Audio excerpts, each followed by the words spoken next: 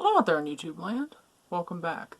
Today we're going to embark on a new series on the channel which I'm going to dub Spoiler Theater. And this week's episode is The Legendary Curse of Lemora. Since the film is only available on Blu-ray and it's not available anywhere streaming, and there's been some interest from a few different groups on various social media platforms about this movie. So I will present the plot as well as imagery from the film. So let's get into it. In the southern United States during the 1930s, which was the Prohibition era for you history buffs, a devout 13-year-old girl, Lila Lee, is summoned by letter to visit her injured father, a gangster, before he dies. She runs away from her foster parent, a reverend who has raised her and in whose church she has become well known as a singer. He also has unsavory ideals towards Lila, though he hasn't acted on them yet. Lila boards a bus to her father's purported location, as stated in the letter, the strange town of Astaroth. At the bus station, the ticket salesman informs Lila that the people in Astaroth are strange, and that visitors rarely return from the town. That night, the bus Lila is riding on, where she's the lone passenger, is attacked by a band of mindless vampires as it approaches the woods surrounding Astaroth. The vampires kill the bus driver, and Lila crashes the bus while attempting to flee because she doesn't know how to drive. She's attacked by the creatures and passes out, but is rescued by a mysterious woman named Lemora. When she regains consciousness, Lila finds herself locked in a cottage outside a farmhouse, where she is tended to by an elderly woman named Solange, who gives her something to eat and drink, and sings her a very creepy song.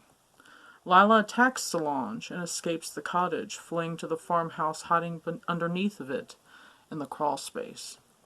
She hears her father's voice from inside the house, but before she can find him, Lila is confronted by Lemora, who informs her she cannot see her father until she is immune to his disease, whatever that is.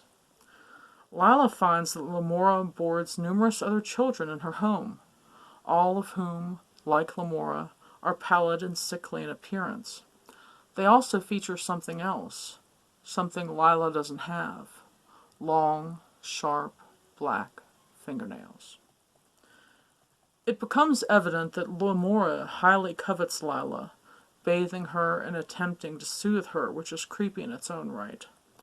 While alone, Lila is violently attacked by her father, who appears severely mutated into a beast.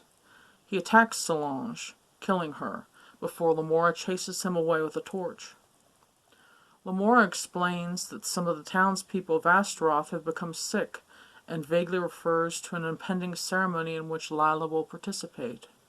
After reading a diary of a child in Lemora's home, Lila soon realizes the truth, that Lemora is a vampire who feeds upon children and is holding her father captive.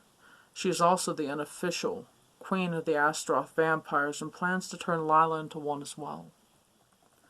While trying to escape, Lila embarks on a nighttime journey through the town of Astaroth, witnessing the two types of vampires. One faction is like Lemora herself, relatively human in behavior and appearance, while others are mutated or perhaps regress to be feral-type creatures and monstrous in form, and the two groups are at war. Meanwhile, the Reverend, who has been in search of Lila, manages to retrace her steps. After a climactic battle, which leaves most of the vampires dead, Lila is forced to kill her own father, who has become one of the Revenants. As she weeps over his corpse, Lemora approaches her and offers her comfort in the form of her vampire's kiss. When the Reverend shows up not long after, he finds Lila willing, even eager to kiss him. He resists at first, then gives in to his long-felt desire. That is when she drives her fangs into his throat and drains his blood, watched over by a smiling Lemora. In the final scene, Lila is seen singing before her church congregation. Was it all a dream? Or is she spreading vampirism through religion? I hope you enjoyed this first spoiler theater, as it were. I think that this is something that might be kind of fun and different to add to the channel because it's not a review of the film per se. It's more of a explanation of the film's plot for people that might be interested in more of a description and actually like to know a story of a film before they actually watch it. Granted, this is not, conducive to the art of the film. The film is cool in its own right. It's a very creepy, atmospheric, bizarre, low-budget vampire movie. So, everyone that likes to have spoilers before they get into something, this is the series for you. Or people that generally enjoy film but don't have access to Blu-ray players right now, this is also an aspect to enjoy the story of a film.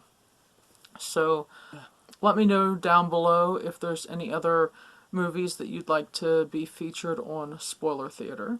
And until next time, bye!